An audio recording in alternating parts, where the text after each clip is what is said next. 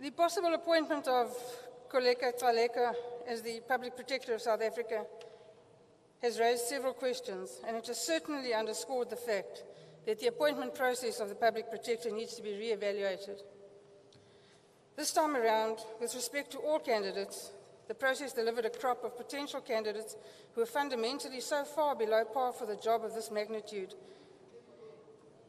leaving the ad hoc committee, in my view, with no choice but to abort the process and re-advertise the position. Not one single candidate of the shortlisted, in our view, met all the minimum standards. Other parties will argue here today that Kholeka Gcaleka is an outstanding candidate who has proven herself fit and able to perform the functions of the job required. Precisely on what basis they argue this escapes me. Ms. Gcaleka meets the minimum educational requirements, that is true. It's also about the only positive thing one can say about her quest to be the Public Protector. She currently occupies the position of Deputy Public Protector and has done for around 2 years. For most of that time, she has also been the Acting Public Protector, while the impeachment process of ICYMI has run its course. Of course, all this could have been avoided, and close to 100 million could have been saved and used for more constructive processes, if only this House had given more consideration to the arguments of the DA 7 years ago, when we were the only party to oppose the appointment of Ms. Mkhwebane. You did not listen then. Perhaps you should listen now. It cannot, in all honesty, be said that Ms. Gcaleka has been the most effective and efficient Deputy Public Protector, nor can it be said that she has been a perfect stand-in. In fairness, she did walk into a deeply troubled and dysfunctional office and has gone some way to improving the office setup. Given that she has had free rein over the office and has had the assistance of some very experienced staff members, this is not enough to persuade us that she's ready to take the top job. One of the fundamental principles of a public protector's role is independence and impartiality. It is essential that the public protector, whomsoever it is, to act without fear, favour, and to serve the interests of the public and the Constitution. The public protector must not, cannot be swayed by political considerations. It's a tough and lonely job, allowing no room for any improper influence or personal predilections. Now, Ms. Gcaleka does not come to this point without a past. She was a prosecutor in the National Prosecuting Authority with some experience in litigation. Not investigation, that's not the job of a prosecutor. She was not there long enough to be described as an experienced litigator. And while there, she did not conduct herself with distinction. A serious question mark must exist over her personal judgment and her independence. She was peripherally involved in the Mluli matter, which cannot be regarded as a success, since his conviction was on the basis of such as watered-down charges that the murder of Mr. Oupa Ramaghibi remains unaccounted for to this day. Her very cozy relationship, and some say intimate relationship with her boss, the rather odious Menzi Simelane, led to speedy promotions and her very vocal and active support of his role in the capture of the NPA. One cannot leave her role. You don't have to like it. You don't have to like it. One cannot leave her role in the Agliotti acquittal out of consideration either. Point of order. Having played her part in the destruction of the NPA, Ms. There's Gcaleka a moved on. point of order, Honourable Member. Having played her part in the destruction of the NPA, Honourable Breitenbach. Ms. Gcaleka moved on to the office Honourable of the Breitenbach. Minister for Lucy Gigaba. Honourable Breitenbach. Please, there's a point of order. What? Yes, Honourable Khatebe, what is your... Speaker, Section 182 of the Constitution is one of the very important provisions in our Constitution.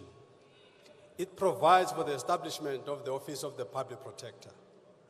It grants the Public Protector with wide powers to investigate any conduct in state affairs, in public administration, and in all spheres of government. The office is one of the most important offices at the hands of the public and allows ordinary people who cannot afford to go to courts an opportunity to seek redress.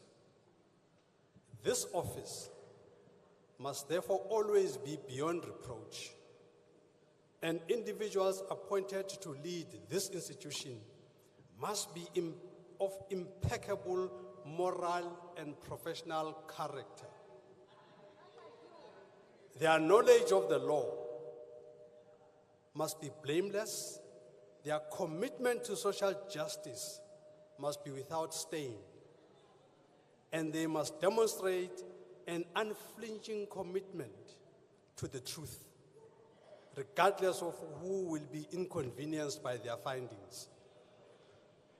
From the interviews Parliament conducted in search of the new public protector, it was very clear to us that none of the candidates interviewed ticked the boxes needed for a public protector. The office of the public protector is not a political football, and people ought not to use political proximity to ascend to this position, nor should they use their power to massage political egos. The Deputy Public Protector knew that she had ambitions to apply for the position of the Public Protector or accept a nomination. With this knowledge, she still accepted the acting responsibility in the position of the Public Protector. To make matters worse, she went and accepted the responsibility to oversee an investigation on the Phala scandal surrounding Ramaphosa, Mr. Ramaphosa. She was aware that had she made an adverse finding against this person, she was not going to be considered for the position of the Public Protector by the ANC's dominated caucus. True to her uncontrollable ambitions, she went on and whitewashed the whole investigation and absolved Mr. Ramaphosa from perhaps the biggest criminal scandal faced by a president since 1994. How disgraceful. This is not an honest person, and we don't say this lightly.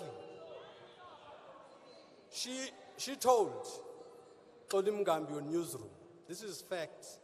She told Tolim Gambio newsroom that she was finished with a receipt of sale in the Phala transaction. She did not end there. She went on to say that she was finished with evidence and affidavits to show beyond any doubt that there was a sale. Her own report on pages 11 and 241 says that the 10 million rand in US dollars bills found inside Mr. Ramaphosa's sofas and mattresses was from a private transaction. And she stands by that assertion, despite the Reserve Bank stating that there was no such a transaction. She is part of a cover-up assembled to protect Mr. Ramaphosa at all costs, and she cannot be trusted. When she applied for the position of Deputy Public Protector, we demonstrated during the interviews that she cannot be trusted to conduct herself in an ethical manner when she boldly told us that she saw no problem whatsoever with working with a person who was found to have lied, saying to the committee then that for her that was not a problem. To come here and pretend that she does not have a cloud hanging over her head and think that we can give the office of the Public Protector a fresh start would be deceitful. Even the ANC must be ashamed of some things. We reject the appointment of Kholeka Gcaleka with the contempt it deserves. And if the ANC uses its majority to appoint a president protector instead of a public protector, that's on them.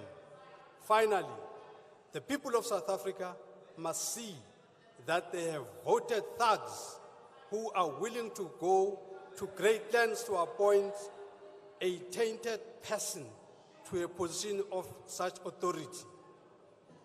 It's quite disgraceful, Honorable Speaker, that was sitting here today contemplating appointing a liar, a manipulator, an unethical person.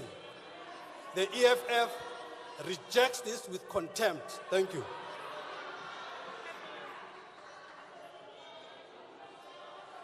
Honorable Manyi. Honorable Manyi. Go back. Go back.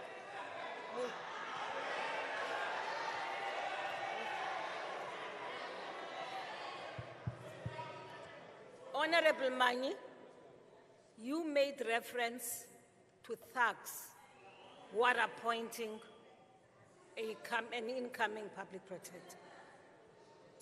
And I'm sure you are not referring to this house, because the process is here in this house. Will you please withdraw the word thugs? Please withdraw.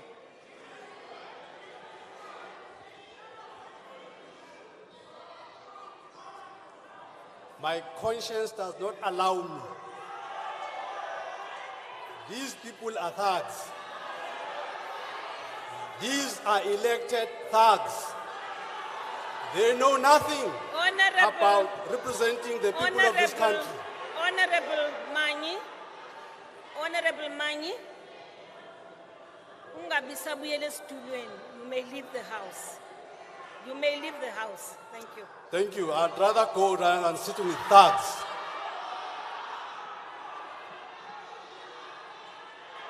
The Honorable Member, E.M. Buthelezi. But the requirement that the ANC forgets is the requirement that's also in the Constitution for all Chapter 9 institutions, and that is impartiality. And what does case law say about the test for impartiality?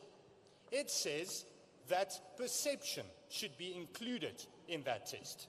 There's no doubt, Honourable Speaker, that there is a cloud of problems around this candidate, and that the perception out there is not good. That means that there is no impartiality. It means that we have a problem. You see, it's not only about the Pala report, but it's also about her membership of the ANC. And what makes it even worse is that she was employed in the office of one of the biggest crooks in the history of this country, Kholeka Gcaleka, when the worst state capture was done, and she was there. She was witness to the state capture by the Guptas and the involvement of her principal, Kholeka Gcaleka. If you want to restore public confidence, you need impartiality. You need the perception out there to be impartial. We cannot have another political appointment who's not impartial and perceived to be impartial.